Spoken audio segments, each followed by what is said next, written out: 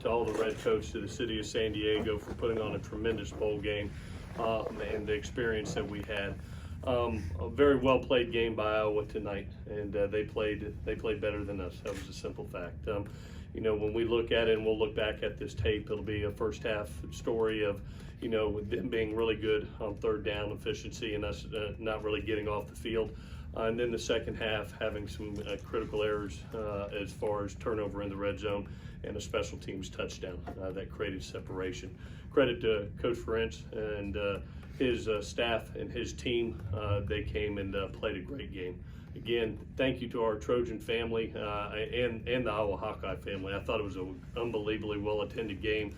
The electricity you can feel from the field was awesome, and we're very thankful to our fan base as well as the Iowa Hawkeye fan base. It made for a very, very exciting atmosphere for our student athletes, so thank you. With that, we'll take any questions that you have. Todd Lipkin from Fox 5 San Diego. Can you give us an injury update on Keith Slovis? Yeah, he suffered an elbow injury, and we'll see a little bit more. Obviously, we'll get an MRI, but it is an elbow injury right now, a possible sprain, hopefully. That's what we're hoping. David Willauer, Vista Press. Talk about the performance of Isaac Taylor-Stewart today and see how much he contributed to your team throughout the season. Yeah, ITS has been an unbelievable contribution to our team all the way through. He's, this young secondary that you saw out today was challenged and grew all the way through, and ITS is a huge part of that. Such a bright future.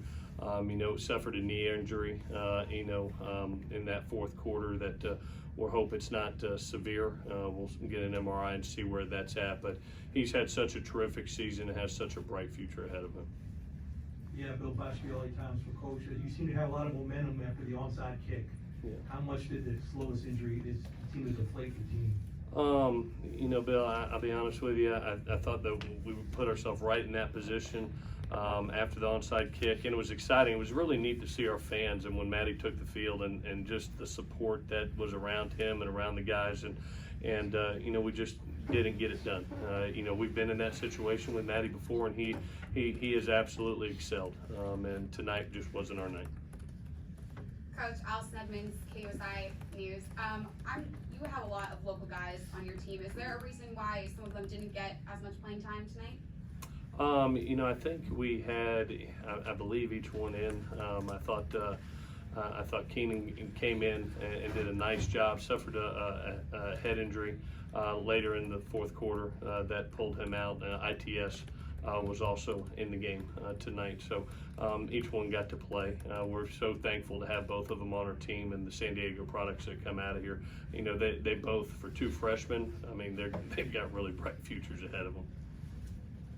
Ryan Young, TrojanSports.com. Clay, Iowa hadn't scored 30 points in September. How do you explain the defensive struggles tonight?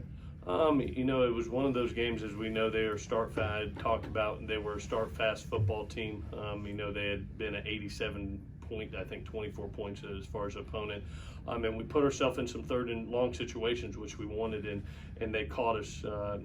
They beat us in man coverage a couple times that ended up creating first downs and keeping drives alive. I think they were perfect in the first half, and that limited us to only 4 possessions in the first half, which we scored 3 out of the 4 times. And that's their MO. It's hard if you're not successful with them on third down. It could be long drives, and there were some 15, 14 play drives that really took the wind out of our sails.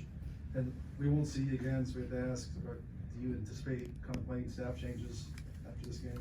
Like I said before, Bud, the other day, that our total focus has been on this game and this game only. I've been tasked with, looking at the program as a whole and make any changes if necessary that I feel. Right now I'm going to go back and evaluate. Our players come back on January 13th, and I'm going to evaluate everything. Not only personnel, staffing. I've been very, very thankful to Mike Bone and Dr. Carol Folt. That they've given me the resources, the tools, the support that is needed to take us from good to great, and that's my job. So I'll be looking at it all, and I'll alert everybody if and when those happen. Coach Bryce Miller from the San Diego Union Tribune. The Big Ten and Iowa in particular, there's always been a reputation, whether it's true or not, about their speed. Were you surprised at all tonight at their speed? I tell you, we saw that, especially with a veteran quarterback like they've had, and I thought he played excellent tonight. He gave his playmakers a chance. We were in some man-on-man situations, and their kids won those situations tonight. And credit to them. We saw it on tape that they were good players and with an experienced quarterback. And tonight they made more plays than we did. Right along that line, Associated Press Broadcasting, you don't see very often a Big Ten team. Did they present a problem there the way they play? I thought the biggest thing tonight that they did a tremendous job of is keeping drives alive. And really taking time off the clock. I mean, we haven't felt 4 possessions and a half in a long time, and that's one of the reasons that I chose to do the surprise onside in the second half, and knowing that we were 2 scores down, and actually told the kids at halftime, hey, we're going to take this opening drive down, we're going to score, and then be alert for it, because we need to steal a possession here and try to get this thing to 1 score, steal a possession, and try to get up. Too bad, we got it and had an injury and didn't finish that drive. That I thought that could have been a turning point in the game. Clay, Antonio Morales from The Athletic. This is the 12th loss over the past 2 years. What do you think has to change for the program to get back to that Rose Bowl Pac-12 title level? We're 8-5 right now. We were ranked 22 coming in. We're in a situation when I said earlier we got to go from good to great, and that's the biggest step against some teams that like this we're going to face next year. I really feel that we'll face top 25 teams next year. When you're talking about Alabama, Notre Dame, and 9 conference opponents, that's a pretty challenging schedule. So the biggest thing is these type of experiences for a freshman and sophomore group, I think are important for them to dive into and understand that you can't make the critical error. You can't make the critical error on the minus side of the field. That when you get your opportunity after getting a surprise onside, hopefully finishing those drives, those lessons will be invaluable as we move forward. And every experience, whether it's a success or failure, will help this young team. I'm banking on them. I think they can be really special. I've been a part here for 10 years and felt some teams that are right on the cusp of being great, and I think this is one of them. Mike, this being your last game as a Trojan, just generally, what's your emotion right now, and during the game, from your perspective, what changed when Keaton went out?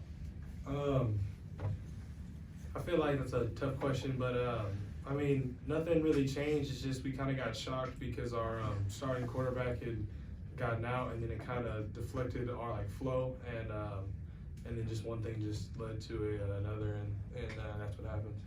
Any thoughts on this being your last game? I mean, no, not really.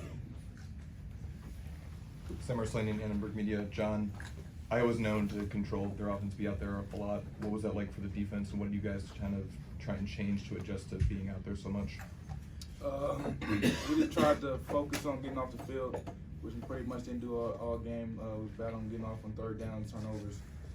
They just kept driving and kept the ball going on. So we just had a bad game, pretty much. Let's go one more after this one. Annenberg, Daily Tribune. Clay, how did you see Smith-Marset with his versatility, scoring in 3 different ways during the game, and how prepared did you feel you were for his versatility? Well, we knew we were facing a good football team. There's a reason they're ranked 16th in the country, and you look at their 3 losses were by very close margins. We knew we were facing a good team with some dynamic athletes, and he's one of them. And we got to see it firsthand tonight. Probably a game-changing as far as the kickoff return goes. All of a sudden, you tie it and you blink your eyes and you're right back down 7. But they have some special athletes, and I thought they played a extremely good game from start to end. Final question.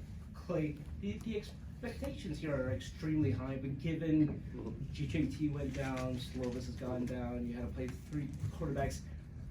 How would you judge this season? A success? How would you judge this year?